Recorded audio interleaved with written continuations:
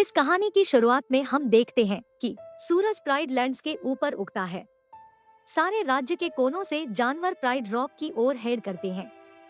शासक शेर मुफासा और रानी सराबी अपने शिशु सिम्बा का स्वागत कर रहे हैं। मंद्रिल उच्च पूजा गुरु रफीकी सभी जानवरों के सामने सिम्बा को प्रस्तुत करते हैं और वे सभी नए राजकुमार के समक्ष झुकते हैं। एक छोटे से चूहे को उसके पर्यावरण में घूमते हुए जाते हैं जब वह मुफासा के ईर्ष्यापूर्ण भाई स्कार के पास पहुंचता है। जब उस चूहे को खा जाने से पहले स्कार को मुफासा के हॉर्नबिल मेजरडोमो जाजू द्वारा रुकावट होती है। उन्होंने स्कार को चेताया किया कि मुफासा उसके पास आ रहे हैं ताकि उसे सिम्बा के समारोह में शामिल होने पर दंडित किया जा सके।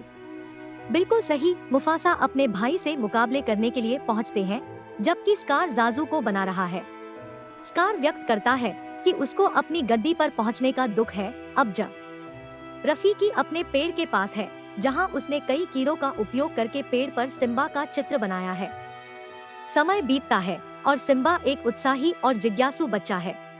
उसने अपने पिता को जागा दिया है ताकि वह प्राइड लैंड्स का अन्वेषण कर सके।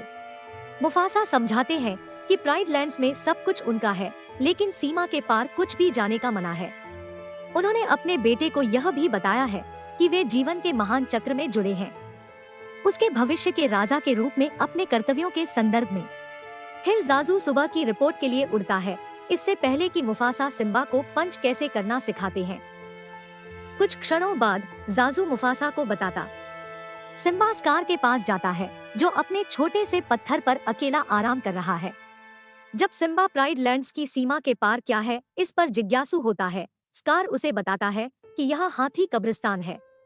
फिर सिम्बा अपनी सबसे अच्छी दोस्त नाला को ढूंढने जाता है जो एक स्नान के बीच है। सिम्बा को सराबी से अपना स्नान कराया जाता है। फिर उसने नाला से कहा कि वह वाटरिंग होल जाना चाहता है, लेकिन सराबी ने बच्चों को जाजू के साथ सहायक के रूप में ले जाने का निर्णय किया है। उनकी सैर में सिम्बा नाला को बताता है कि वे वास्तव में कहाँ जा रहे हैं। जाजू उन्हें साथ में देखता है और यह देखकर नोट करता है कि दो वादुलिंग किटों को साथ देखना कितना प्यारा है। इससे सिम्बा और नाला को यह अजीब लगता है, जो कहते हैं कि वे केवल दोस्त हैं। जाजू कहते हैं कि ये नियम है और सिम्बा कहता है कि जब वह राजा बनेगा तो वह कुछ नियमों को बदलने जा रहा है। दूसरे जानवरों के बीच झगड़े में जाजू को खो देने के बाद वे हाथी कब्रिस्तान की ओर बढ़ते हैं। खोज करते समय उन्हें शेंजी, कमारी और अजीजी। शेंजी हमला करती है, लेकिन जाजू उसे पर्याप्त समय तक रोक पाता है ताकि सिम्बा और नाला भाग सकें। समूह फिर बच्चों को घेरता है।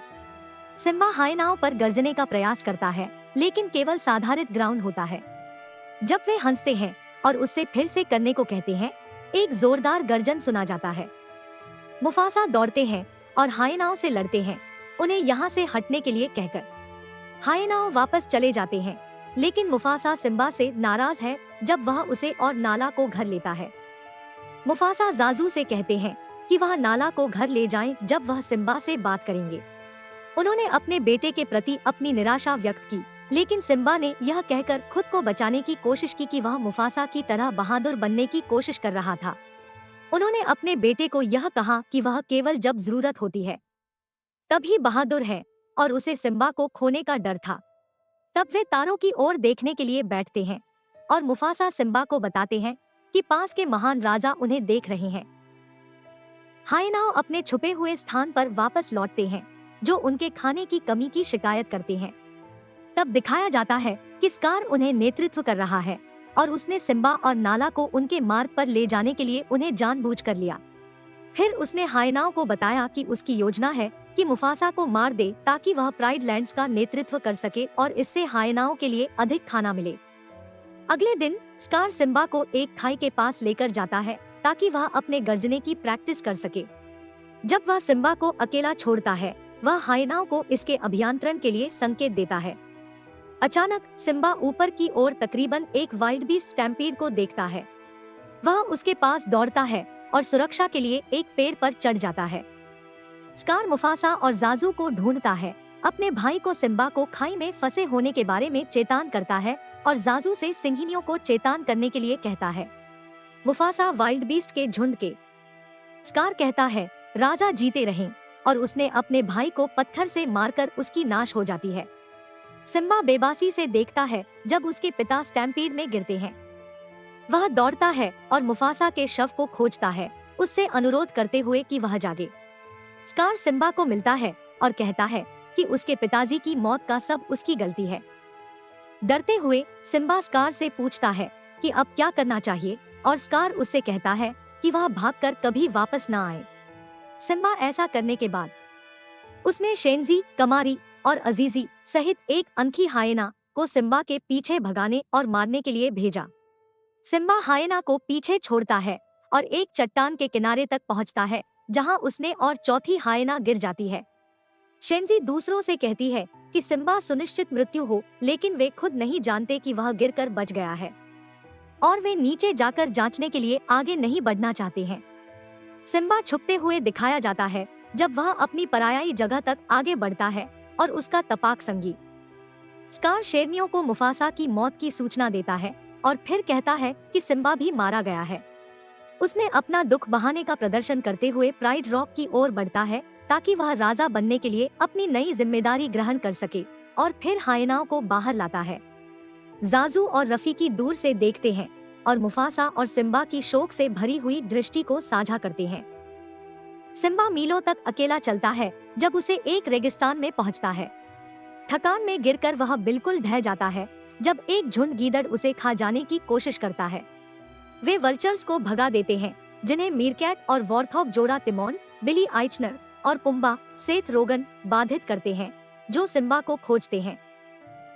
दोनों तय करते हैं कि वे बच्चे को रखेंगे ताकि जब वह बड़ा होकर एक वयस्क शेर बनेगा तो वह उनकी ओर होगा। सिम्बा जागता है और निराश है, अब भी अपने पिता की मौत का आरोप लगाता है। तिमोन और पुम्बा उसे अपने साथ लेते हैं और उसे दिखाते हैं कि वे अपने जीवन को कैसे जीते हैं। उनके मोटो हकुना माताता के अनुसार इसका अर्थ है चिंता नहीं, क्योंकि अन्य जानवर उनके दोस्त हैं। सिम्बा उन्हें नहीं खा सकता और अब उन्हें कीड़ों का भोजन करना होता है। वह तिमोन और पुम्बा के साथ अधिक समय बिताता है, अब एक वयस्क बन रहा है, अब डोनाल्ड ग्लोवर द्वारा निभाया जा रहा है। स्कार के शासन के तहत प्राइड लैंड्स में पर्याप्त खाद्य और संसाधन की कमी होती है, क्योंकि हायनाओं ने सब कुछ सूखा दिया है। नाला चिंता व्यक्त करती है कि चीजें कैसे बदल गई है। स्कार यहाँ तक कि उसने सराबी से उसकी रानी बनने की कोशिश की है, उसे वादा करता है कि वह उसके साथ भोजन कर सकती है, लेकिन वह इनकार करती है। फिर उसने हायनाओं से अपनी बाकी की मार खाने के लिए कहा, शेरनियों के लिए मात्र छोड़ते हुए। उसी रात नाला प्राइड रॉक छोड़ने की कोशिश करती है, लेकिन उसको जाजू द्वारा देखा जाता है। जानते हैं कि अगर वह उसे छोड़ता है तो स्कार उसके साथ क्या करेगा, इसलिए उसने एक विक्टन बनाया है ताकि स्कार और हायनाओं को उसका पीछा करने के लिए भगाए, जिससे नाला बिना किसी बाधा के दूर हो सके। एक दिन की कीड़ों की मेजबानी के बाद सिम्बा, तिमोन और पुम्बा लेट जाते हैं ताकि वे तारों की ओर देख सकें।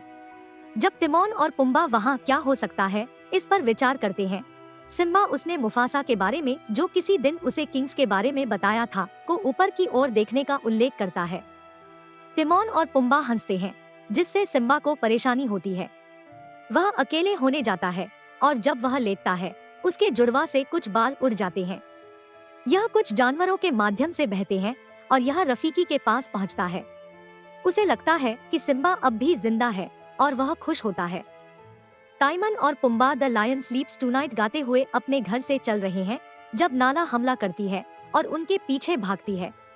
जब वे भागते हैं सिम्बा बाहर आता है और नाला पर कूदता है, लेकिन जब वह उसे गिरा देती है तब उसे पता चलता है कि यह कौन है। सिम्बा अपनी सबसे अच्छी दोस्त को फिर से देखकर उत्साहित है, जबकि नाला को खुशी है कि सिम्बा जिंदा है। ये दोनों मिलकर अपडेट करने के लिए जा रहे हैं। छोड़कर टाइमन और पुम्बा को महसूस होता है कि ये दोनों शेर अब दोस्त से ज्यादा हो रहे हैं। Can you feel the love tonight? हालांकि खुशी छोटे समय के लिए है जब नाला सिम्बा को बताती है कि उसे घर लौटना चाहिए, क्योंकि स्कार और हायना ने क्या किया है। अब भी अपनी गलती महसूस करते हुए वह लौटने से इनकार करता है। नाला उससे मना करती है जब वह बहुत जिद्दी हो जाता है और उसकी बात नहीं सुनता है। सिम्बा अकेले भटक रहा है जब उसे रफीकी द्वारा पाया जाता है। वह सिम्बा से कहता है कि उसे मुफासा को जानता है और कि वह जिंदा है। सिम्बा रफीकी का पीछा करता है और एक झील की ओर जाता है। रफीकी सिम्बा को अपनी प्रतिबिंब में देखने के लिए कहता है, जो मुफासा की छवि में परिणाम होती है। बादलों में सिम्बा बिजली के प्रकाश से उसके चेहरे को बटोरता है और मुफासा की आवाज सुनता है। मुफासा जानते हैं कि सिम्बा ने भूल गया है कि वह कौन है और इसलिए अपने अपने पिता को भूल गया है। उसे याद रखने के लिए कहते हैं कि वह एक सच्चा राजा है। अब अपने उद्देश्य को समझते हुए सिम्बा नाला के साथ मिलकर भागता है और तिमोन और पुम्बा उसका पीछा करते हैं। चारों प्राइड लैंड्स पहुंचते हैं और जाजू से मिलते हैं, जो यह भी खुश है कि सिम्बा को फिर से देख रहा है। वे देखते हैं कि भूमि कितनी खराब दिखती है और यह जरूरी है कि वे स्कार को रोकें। सिम्बा तिमोन और पुम्बा को लाइव बेट बनाता है ताकि हायनाओं को बहकाने में व्यस्त हो और उन्हें प्राइड रॉक तक पहुंचने की अनुमति मिले। सिम्बा को स्कार को साराबी को फिर से उसके खिलाफ उत्तरदाता होते हुए देखता है। सिम्बा वापस लौटने को सभी हैरान है और वह अपनी माँ के पास जाता है। स्कार उसे मुफासा की मौत में अपने गुनाह स्वीकार करने के लिए परेशान करने की कोशिश करता है। स्कार सिम्बा की ओर बढ़ता है, जिससे उसकी पैरों से चोट लगती है और प्राइड रॉक के किनारे पर लटक जाता है। आसपास के एक पेड़ पर बिजली गिरती है, जिससे नीचे एक आग हो जाती है। इसके बाद स्कार सिम्बा को बता रहा है कि उसकी दृष्टि कैसी है, यह समझते हुए नहीं कि वह अपने अपने गुनाह को खुलेआम सुना रहा है। फिर उसने सिम्बा से कहा कि उसने मुफासा को मार दिया है और सिम्बा ने अपने हत्यारे चाचा पर कूद पड़ा। स्कार अपने अपराध का स्वीकृति करता है, लेकिन फिर हायनाओं को शेरियों पर भेजता है, जिससे एक पूर्ण युद्ध प्रारंभ होता है। शेर हायनाओं से लड़ते हैं, जबकि तिमोन, पुम्बा और रफीकी सभी अच्छे ठप्पे लेते हैं। तब सिम्बा स्कार के पीछे जाता है, जो भागने की कोशिश करता है। जब सिम्बा उससे मुकाबला करता है, स्कार हायनाओं को दोषी ठहराता है और कहता है कि उसने उन्हें उनके सपने के अपराध के लिए मारने का योजना बना रखा था। स्कार सिम्बा से दया की बेगार करता है और सिम्बा उससे उसी बात को करने को कहता है जो उसने एक बच्चे के रूप में उससे कहा था, भागो और कभी लौटना नहीं। स्कार ऐसा करने के लिए सहमत दिखता है, लेकिन बजाय इसके वह सिम्बा के चेहरे में गरम अंबर फेंकता है। फिर दोनों ही एक दूसरे पर पंजे मारने लगते हैं, जब तक सिम्बा अपर हाथ पाने के लिए ऊपर हो जाता है और स्कार को चट्टान की ओर गिरा देता है। वह जिंदा रहता है और हायना उसकी ओर आ रही है। उसके लिए दुर्भाग्यवश हायनाएं उसने उन्हें खड़ा करने के लिए सुना और वे स्कार को चुराने के लिए बढ़ते हैं। बारिश प्राइड लैंड्स पर गिरती है ताकि आग धूप हो जाए। हायनाएं चली गई हैं। शेरियों का समूह प्राइड रॉक के चारों ओर इकट्ठा हो जाता है। जाजू और रफीकी सिम्बा को उसका अवसर प्राप्त करने की अनुमति देते हैं। वह प्राइड रॉक के किनारे जाता है और मुफासा की आवाज सुनता है। याद रखना, इसके साथ वह शेरियों के सामने गरजता है और नए शेर राजा बनता है। प्राइड लैंड्स अपने पूर्व समृद्धि में लौटते हैं, फिर से सुंदर और समृद्धि से भरपूर दिखते हैं। तिमोन और पुम्बा अपने दोस्त के पास रहने के लिए मार्गरेट किए गए हैं।